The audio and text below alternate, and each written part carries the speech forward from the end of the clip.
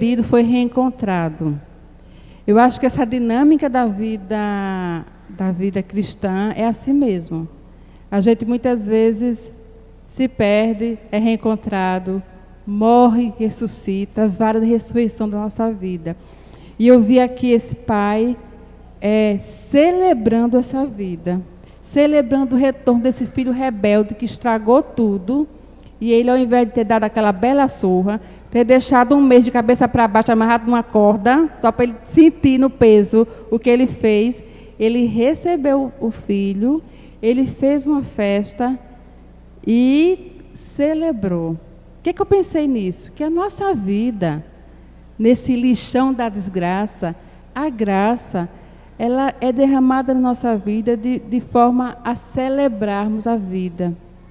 A vida cristã, a vida com esse Deus que nos recebe, independente de como somos e o que fazemos, Ele nos recebe de braços abertos.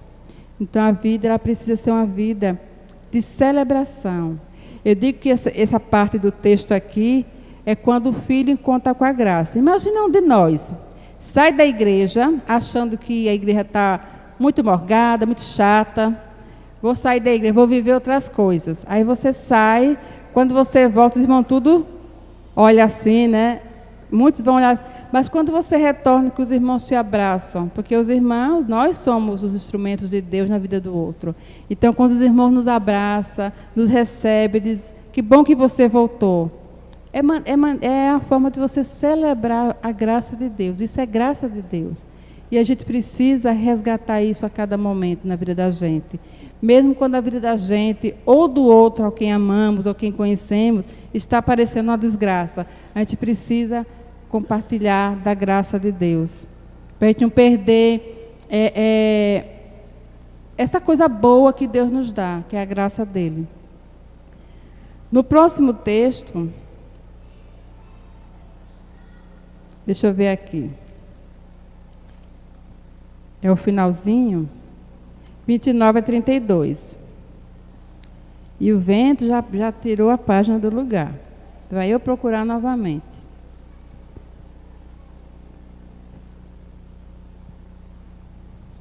(19 a 22). Não, 19 não, desculpa aí.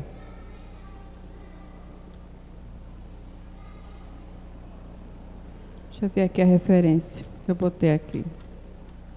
29 a 32. 29 a 32. Mas ele respondeu ao seu pai: há tantos anos que te sirvo, sem jamais transgredir uma ordem tua, e nunca me deste um cabrito sequer para alegrar-me com os meus amigos.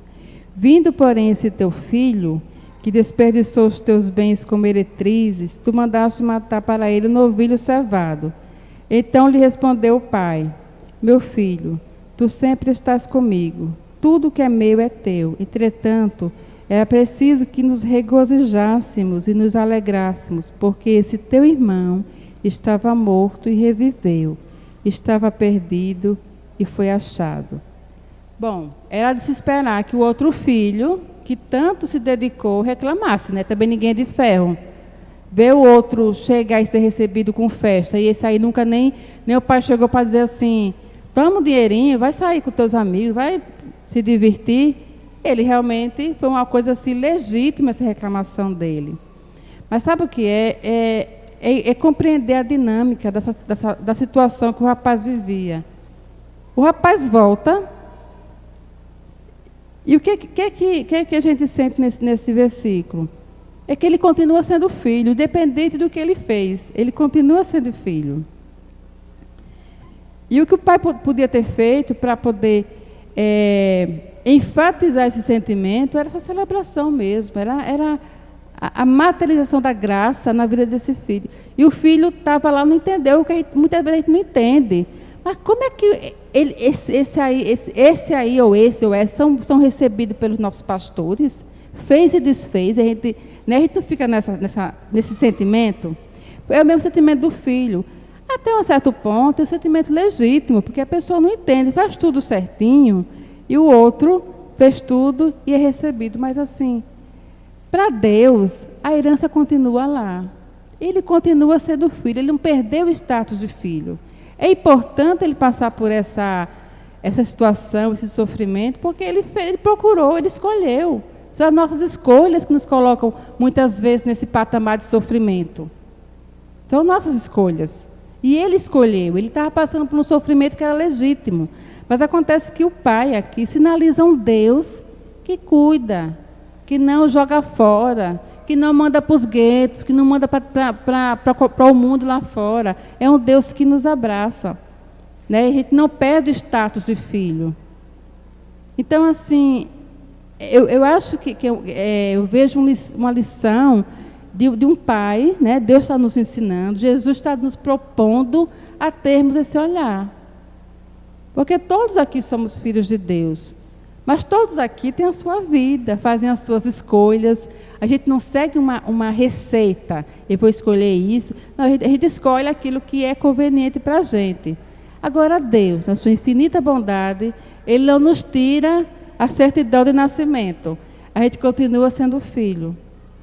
Né? Nós precisamos resgatar isso, aprender com Deus a viver essa graça e passar para o outro também, tratar o outro segundo a graça de Deus. Porque eu acho que a nossa vida, com certeza, ela vai deixar de ser essa vida, digamos assim, de alguns, que é uma vida sem sentido.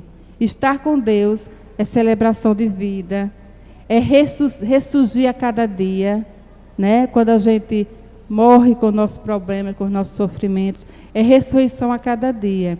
E a igreja, a casa, é esse local de celebração, é esse local de colher, de recolher aquele que está precisando e manter os que estão aqui.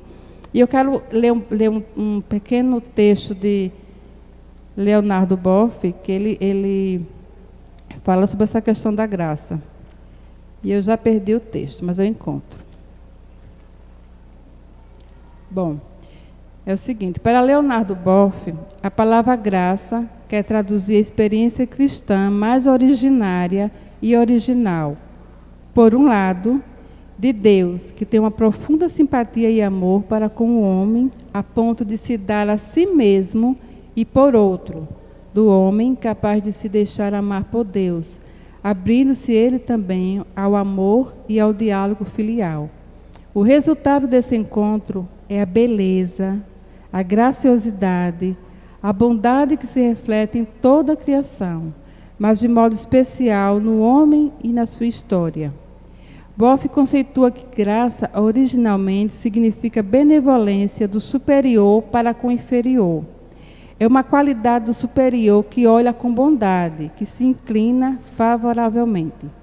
Designa uma atitude da pessoa favorável, aberta, que quer bem e que nutre simpatia para com a outra. Quando se diz que achou graça aos seus olhos, não é boa nem benevolente porque o outro foi, mas porque assim é por atitude. É ação que sai de dentro, é modo de ser, não é reação face à bondade dos outros. Ou seja, Deus na infinita superioridade dele, Ele não precisaria nos dar graça, a gente que deveria estar sempre de cabeça baixa, se humilhando a Ele. Mas aqui o que Leonardo Boff quer dizer é que graça não significa dizer que eu ofereço aquele porque ele é bonzinho. A graça é de graça. A graça eu ofereço. E dependendo de quem quer que seja o outro. É assim que Deus nos trata. Né? É dando essa graça constantemente, mesmo quando nós não merecemos. Que nós possamos, meus irmãos, entender isso e colocar em prática na nossa vida. Entender que Deus tem essa graça para nos dar. E que a gente, nesse meio da desgraça desse mundo, a gente não venha perder esse foco. Porque a graça de Deus